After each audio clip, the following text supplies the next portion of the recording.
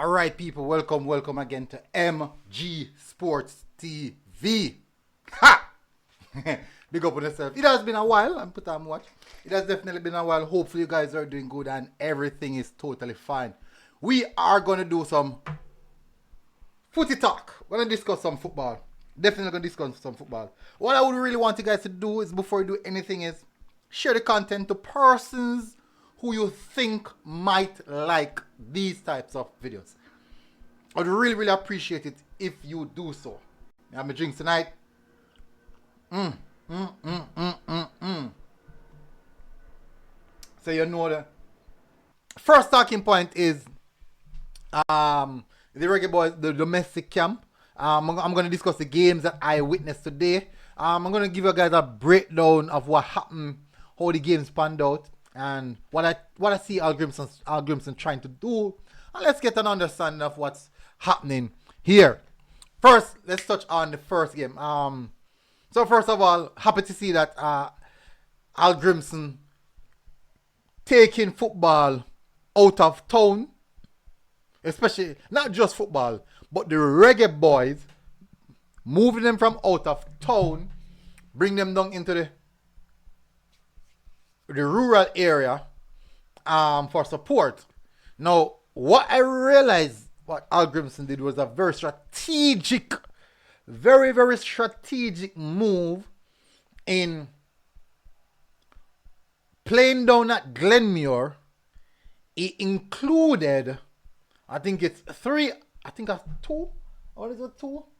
Edley. I think at two. He included two of Glenmuir promising stars, which is quite, I have to say, it's really good. So just imagine two youngsters get the opportunity to put on the Reggae Boyz colors. They never get to play for the U20 and anything like that, but they get the opportunity to put on the senior or train with the senior team. Not the A team, but the senior B team. Nevertheless, it's still the senior team. So the Headley was a part of it, which is the defender at Glenmuir, and Jason White, that's a holding midfielder. That's a Busquets, Sensei. Quality player. And I was very impressed today with Headley in how he managed himself. Versus more bigger players, more physical players. I really like what I saw from him specifically today. As a left-sided centre-back, he looked really impressive in my view. We all know what Sensei has in his arsenal, so we don't really need to get in that. I think that this was a good experience for both of them. Really good experience for both of them. So happy to see these youngsters partaking in it. First matchup they played against Vere Utd.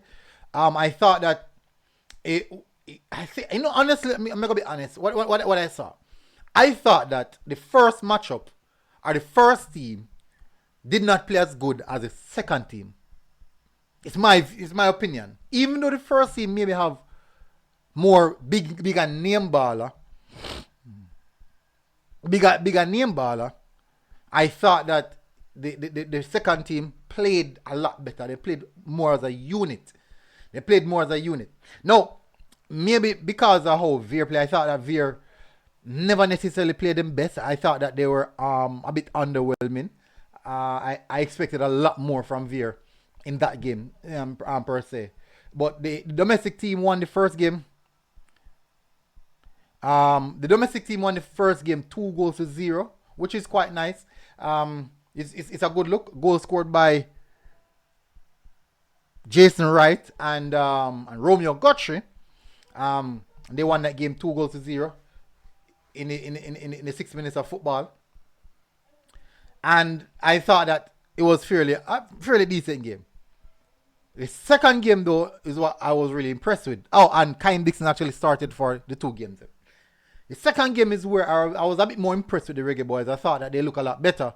And I think based off of Al Grimson's reaction on the bench, I think he also would agree that he liked what the second, let me just ask you, he liked what the second team do best. Because even how they transitioned the ball and how they created chance in the second game, the second game, it's more of what I saw they were trying to do in training, and that alone made me know say, Algorithms probably enjoyed that game a little bit more than the first one. Nevertheless, that's how it is. Now the second game, the tempo versus Umberland, the tempo was higher. It was more a more physical game, which demands a bit more. But one thing I like is how the domestic team, how they play the ball around, trying to find areas on the pitch where they can isolate some of the fullbacks 1v1. I really like what Arguments was trying to do. It wasn't clean, it wasn't clean, but you can see in moments the play note from the back, the transition through the middle of the park. It was in moments you could see some of it, but it just wasn't that crisp and clean. And maybe a bit of quality could be one of the reasons why it's not that clean. Just maybe quality is the reason why it wasn't that crispy clean. But nevertheless, good showing from them.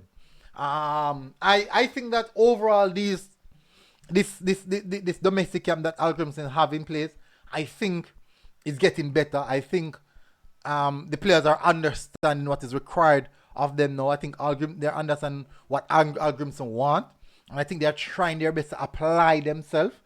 I see Algrimson doing a lot of rotation, making players certain position, little tactical tweak, some in-game substitution, and these things. I think that based off what I'm seeing, it seems as if Algrimson is just using this or these moments as his sharpening, as we mentioned earlier in the preview to it, his sharpening skill set. Big up yourself, Mario.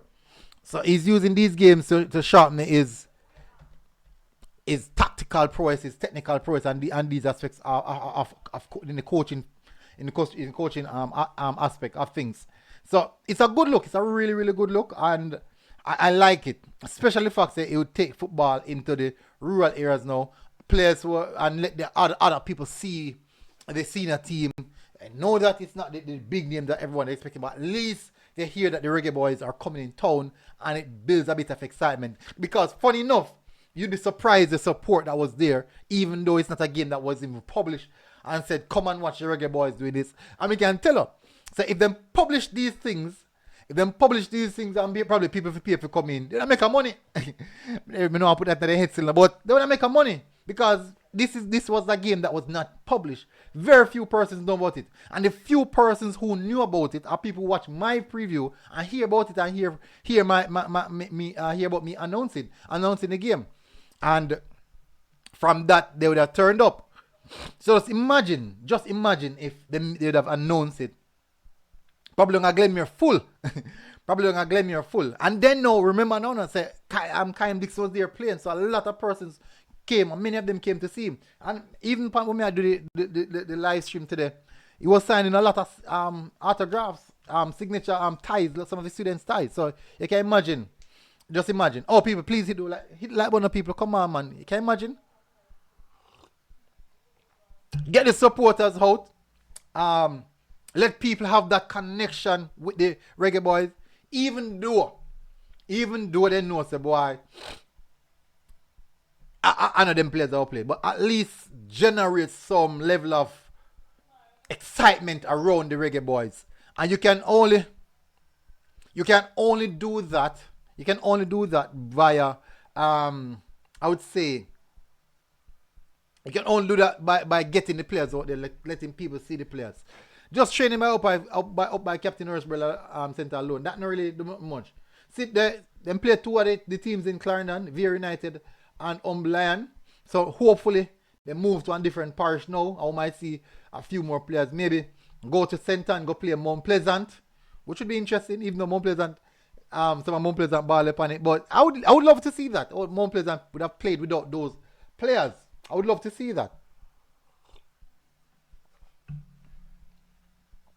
I would definitely love to see that.